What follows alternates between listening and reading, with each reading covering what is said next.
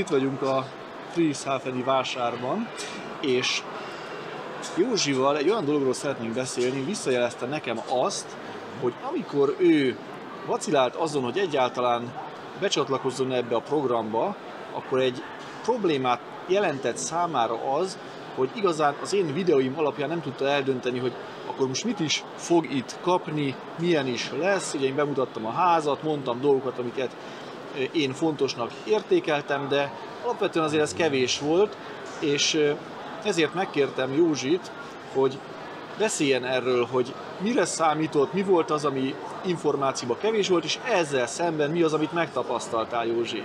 Tehát mi az, amit mondanál az egy évvel ezelőtti önmagadnak, hogy mi az, amit itt kapni fogsz, hogy milyen lesz az egész.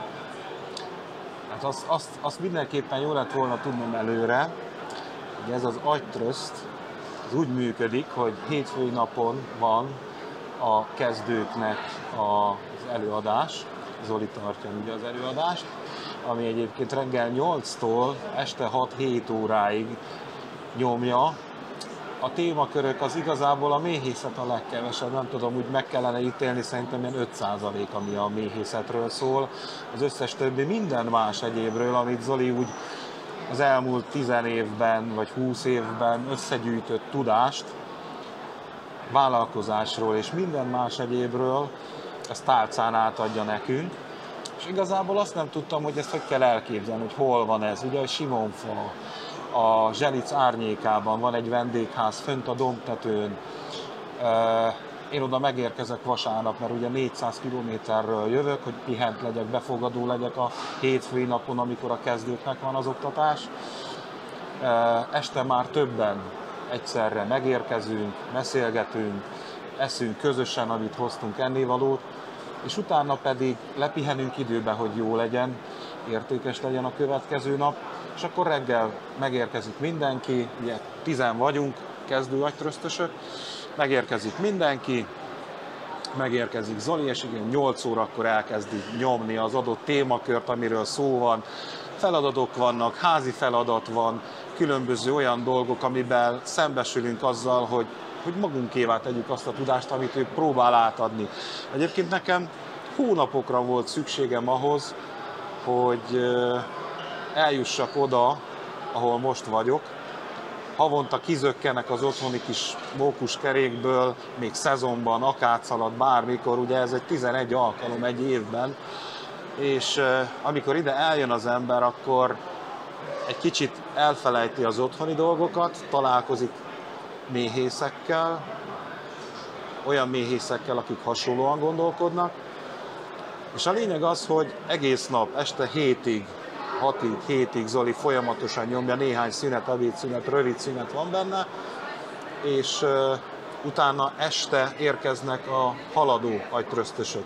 Ilyenkor mindig van egy főzés, egy bográcsozás, egy halászlé, egy pörkölt, egy pizza, bármi, valami finomat eszünk, iszogatunk, beszélgetünk az elmúlt egy hónapról, a tervekről, a gondokról, a problémákról, tanulunk egymástól, és nagyon-nagyon jó beszélgetések kerekednek. És ugye ők nekik másnap kedden kezdődik az ő oktatásuk, ugyanígy reggel 8-kor, én pedig akkor, mint kezdő, indulok haza. És ebbe ez a jó, hogy itt egy olyan csapat, tehát a haladók és a kezdők, akik úgy nagyságrendileg szerintem vagyunk, hogy 30-an, összejövünk, és sikerül olyan dolgokról beszélgetni, amivel én nem találkozok otthon, Békés megyében, vagy bárhol, ahol én járok az országban. Egy pozitív, magas színvonalú beszélgetéseket sikerül itt összehozni.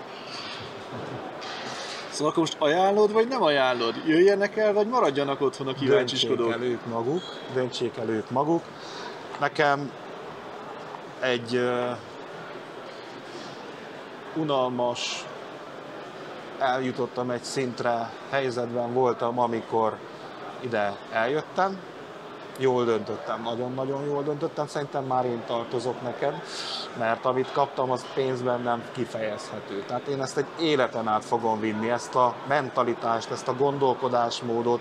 Tehát én azt gondoltam, hogy pozitív vagyok alapvetően, de nem, ahhoz képest ez sokkal több. És Mi is volt a kérdésem? Hát, hogy most akkor maradjanak otthon a kollégák, Jaj, vagy jöjjenek el. És ugye nagyon jól mondtad, hogy döntse el mindenki Így maga, van. mindenki a saját Így faszával van, verje a tehát csalánt. ezt döntse el mindenki, nem tudjátok ezt úgysem előre, hogy itt mit kaphattok, legyen ez egy kockázat, de ha úgy érzitek, hogy fejlődni akartok, nem tudom, hogy hova lehet máshová elmenni, ahol hasonló módon, tehát ez a maximum, amit ma Magyarországon el lehet érni, hogy ha fejlődni akarsz, akkor itt a helyetek. Igen.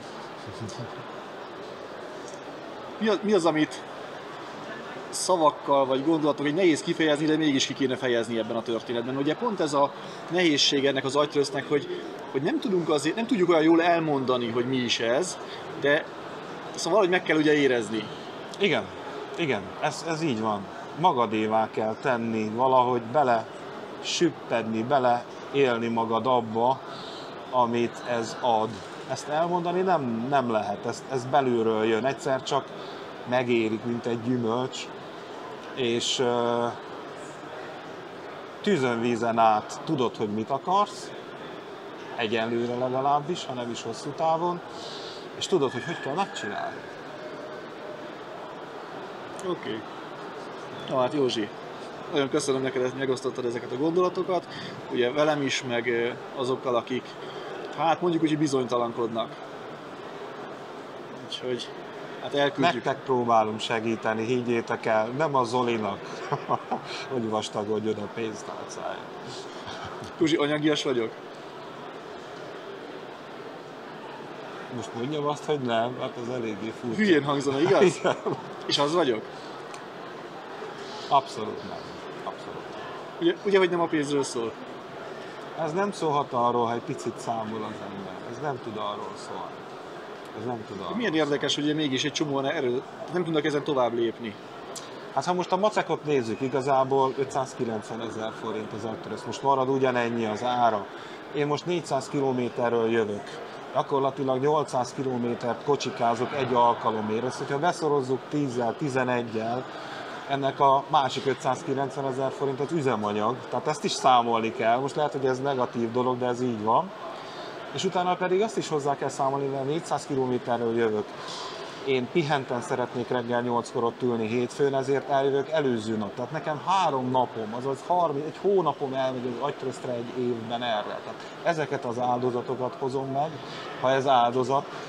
Viszont abszolút úgy gondolom, hogy ez busásan megtér. Nem a pénzről szól. Itt kapunk valamit, ha elfogadjuk. Igen. Hát köszönöm szépen. Nagyon Én köszönöm. jókat És mondtál. remélem sikerült segíteni a méhésztársaknak a döntéshozásban. Oké. Köszönöm szépen.